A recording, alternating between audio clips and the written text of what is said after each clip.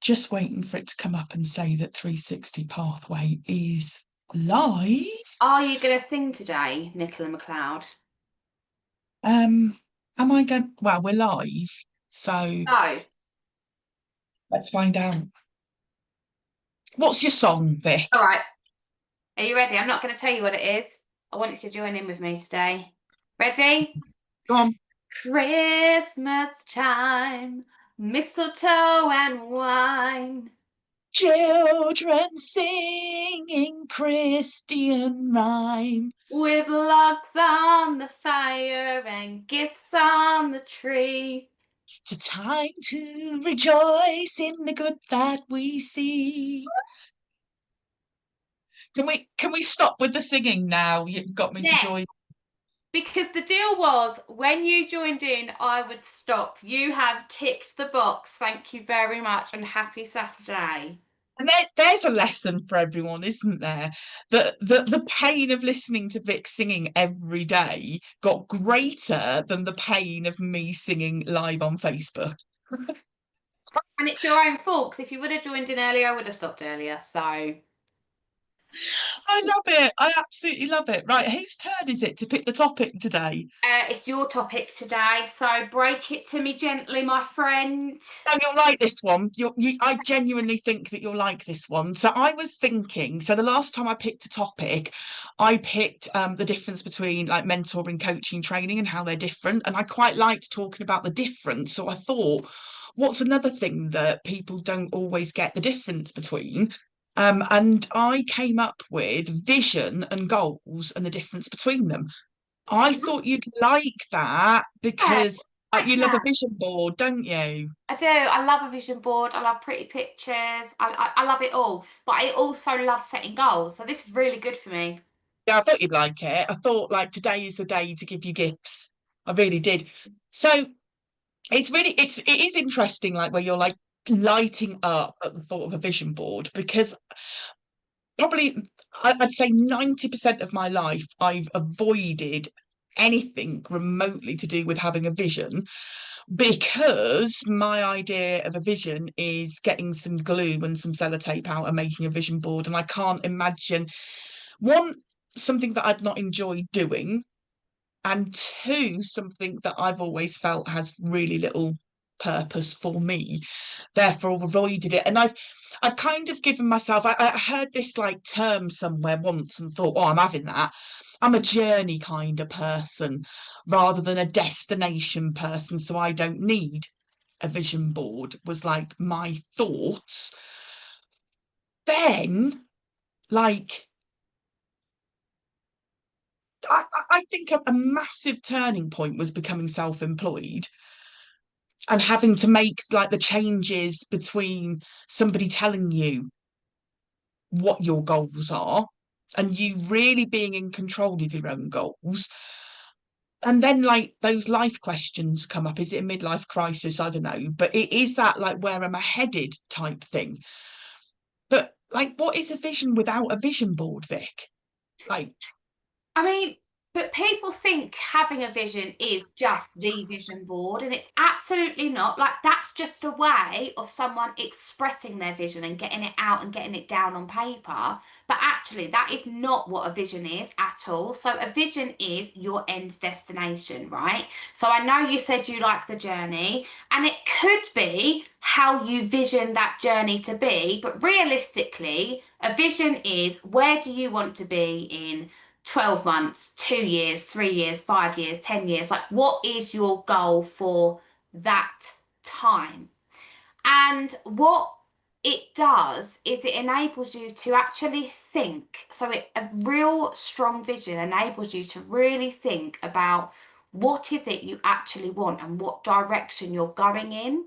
And it doesn't matter if where you're at is so far away from where you want your vision to be, but it's about looking at what kind of person do I want to be in 5 years? What do I need to do to get there? And that's where the goal bit comes in. So I won't run ahead with too much with that. But What do I need to do to actually make that happen? Where do I want to live? Is the job I'm in right now fulfilling my soul? It doesn't have to be, I want to buy £1 million yacht, I want a brand new car. It doesn't have to be any of those things.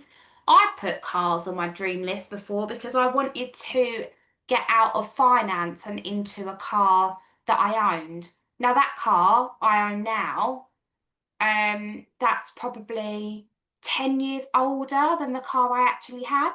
But it was the vision for me was to get out of the rat race of my company car finance, and actually I really wanted to buy a car that I fully owned. It doesn't have to be brand new and shiny, it's just what's important to you. And I think that's the biggest point, isn't it? Is and probably where I struggled the most when decided that a few years ago that I was going to start thinking about a vision is that you kind of can't copy someone else's, can you, Vic? You can't look at whether somebody's got one of those horrible vision boards or whether it's just words they've got or they've written it down or Stop whatever. calling them horrible vision boards, please. I love mine. They're not horrible. For you, for you. Um, but I think it's one of the hardest things is and I've said this before on these lives, I struggle with a blank piece of paper, and kind of like your own vision has to be a blank piece of paper because it is so unique to you. And it can't look remotely like anybody else's because you're such a unique individual. You've had such a unique life, and the rest of your life is going to be so unique. It you might get inspired by what someone else's vision is, um, or it might give you a clearer idea of things that you don't want. That actually that bit isn't important to me. That doesn't float my boat. But it is. I can't express how important it is to take the time out to answer those questions for yourself, because this vision is the thing that actually keeps you going. And we've talked a little bit again in these lives about how other people think it's easy for you and stuff like that. The bit that make like if anybody wants a cheat sheet, if anybody wants that, like here's the way to be successful, it is invest time in building the strongest vision for yourself personally that you could ever do, and it will cut you through every obstacle that you come across. It isn't about willpower, it isn't about skill, it isn't about any of those things. It's about having the right vision. 100%. It's about just being so clear about it and knowing it's okay that you don't know how to get there. And that for me, that is something that I take joy out of when we teach all of our clients about vision. There's been some really eye-opening conversations we've had about people who had their vision in their head but didn't know how to unlock it. People who were scared about even having a vision because they didn't want to fall short and fail. And it's all of these things that come through actually when you're at school and you're asked, what do you want to be when you grow up?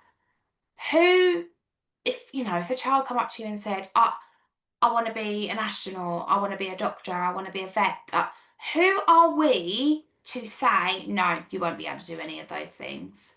Like we don't say that to a child. We let them dream. We let them open their minds, their souls, their hearts to really vision what they want to be.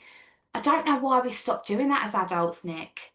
No, I agree with you, and I think you touched on something really important there, where people that they might have, like you're looking at that blank piece of paper and you might have this thread of an idea of something that you want to go for, and then like that doubting voice comes in of like, I don't know how to get there, I'm not good enough, I wouldn't be able to do that. And you're right, Vic, they're taught to us as adults. Like a kid will say with the utmost confidence, I want to be an astronaut, won't they? Like there's no doubt in their mind that they're capable of doing that because they haven't overcomplicated everything. They absolutely haven't.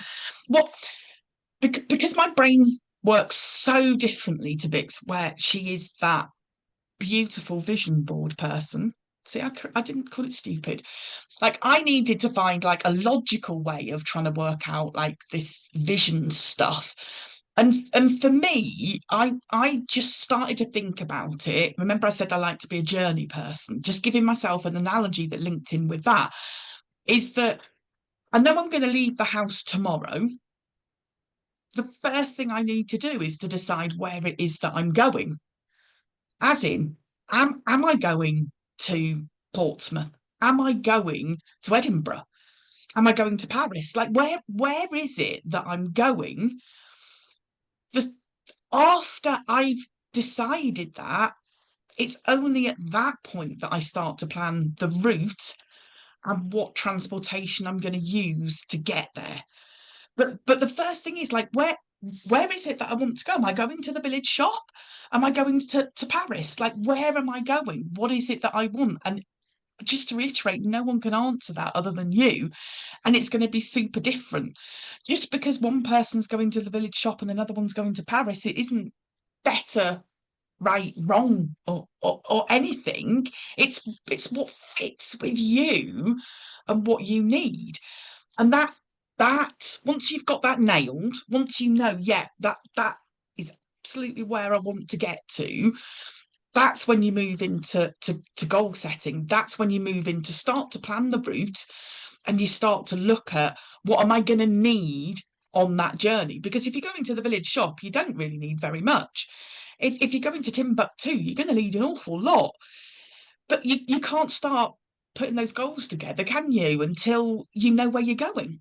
Yeah, and that's when I came back to knowing the steps on how to get there. So we had this vision. I'm going to take my car, for example, because it's something that, everyone can relate to.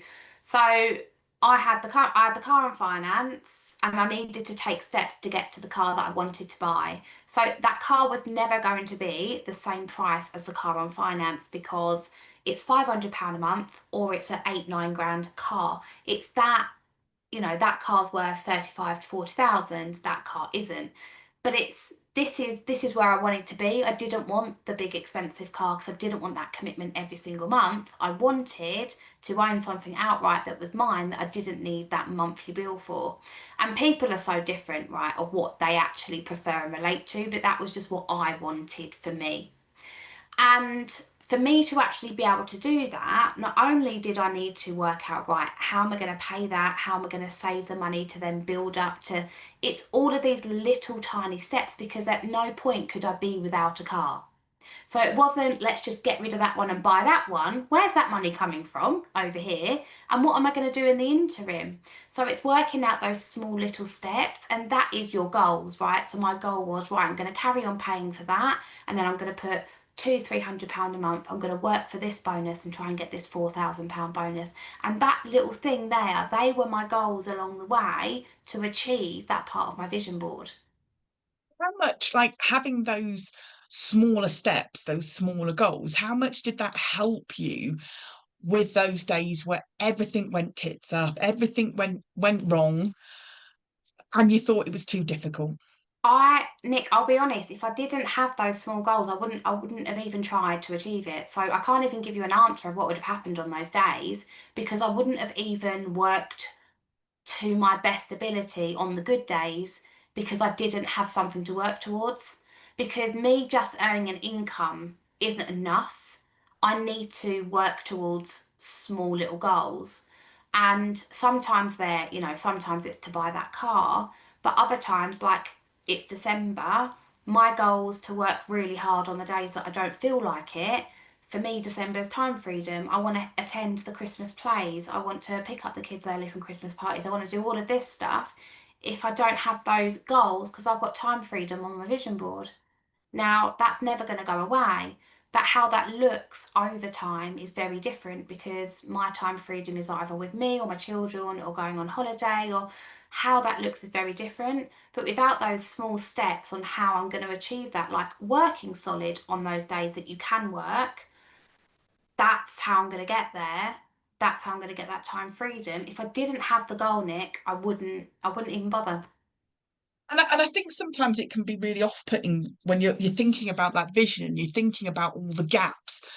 Your example about the car's like really good, because like just sitting there thinking, Like, I want to do something that's going to cost me £9,000, and right now I have zero towards that. It can feel incredibly overwhelming.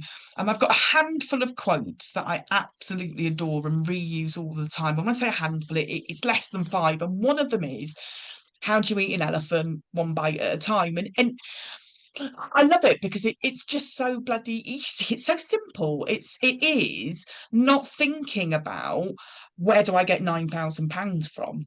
Because that's overwhelming.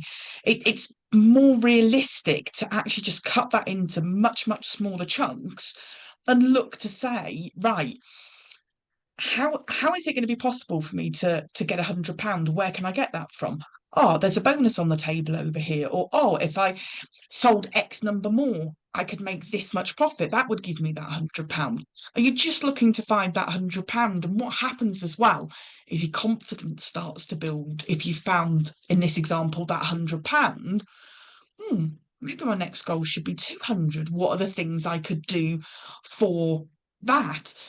But also, because you are actually in control, where Vic was just saying about December is about that freedom to watch countless nativity plays and do all those really joyful things that parents get to do.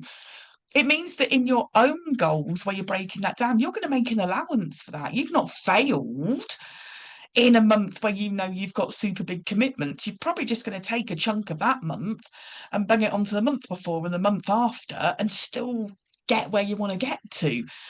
That's the whole point in having the small goals, is that you set them yourself. There's no, again, no right or wrong way of doing them. You're going to adapt them to your real life. Yeah. And I just couldn't do life without them. Like I just, in any form of life, business, home life, personal life, like anything, like even when you're trying to lose weight, gain weight, give up smoking, like all of these things, there's always breaking it down into small steps and celebrating every single small step that you achieve as well, because a huge thing about sticking to your vision and achieving those goals along the way is having those little mini celebrations, and they don't have to be anything huge, but just doing a little happy dance or ringing your best mate and saying, oh, look what I've done, or just something to celebrate those little small steps along the way, just make it all worthwhile. Absolutely. And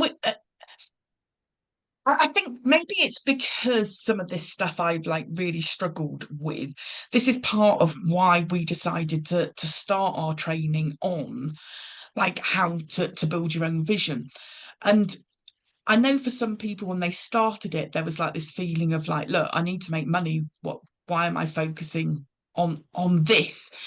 But the consistent feedback from everybody who's worked through that training is the clarity this has given me, that I'm so inspired by where it is that I now know I want to go. And what we've done is just broken down every little step of the things that you need to do to build your vision, so that, like we've just talked about goals, you're not sat doing what I did, a blank piece of paper, right, come up with your vision, because that's incredibly difficult to do.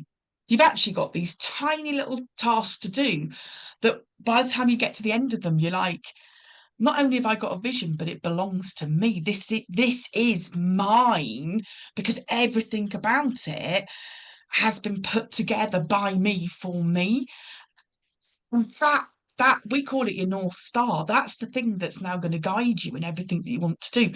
The only other thing that's worth saying is, because it is your vision, the great thing is you can actually adapt and change it with time. So in my analogy about picking to go to Paris, if you decide, let's say you want to go to Paris in 2 years' time, and you're planning out how you're going to make that happen, and in 18 months' time, you realise that Prague is the place that you want to go because it's your vision, you just adapt it.